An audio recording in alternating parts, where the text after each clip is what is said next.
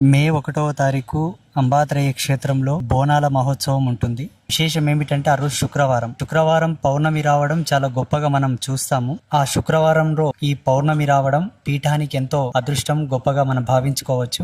ఆసక్తి కలిగిన వాళ్ళు ఎవరైనా వచ్చి ఏకకాలంలో ముగ్గురమ్మలకు నివేదన చేయవచ్చు. పరవాన్నం వండి పెట్టవచ్చు, బోనం వండి పెట్టవచ్చు, మీకు ఏది చేతనైతే అది వండి పెట్టవచ్చు. భక్షాలు చేసి కూడా నివేదన చేయవచ్చు. ప్రతి సంవత్సరం ఈ వైశాఖ పౌర్ణమి రోజే అమ్మవారికి బోనాలు సమర్పిస్తారు.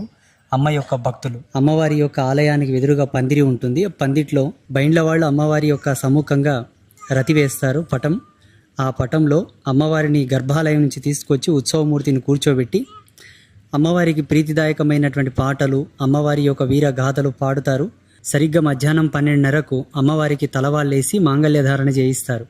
అమ్మవారి కళ్యాణం ముగ్గురమ్మలను విశేషించి సూక్ష్మ రూపంలో ఉత్సవమూర్తులకు ఆవాహనం చేసి అమ్మవారి కళ్యాణం చేస్తారు.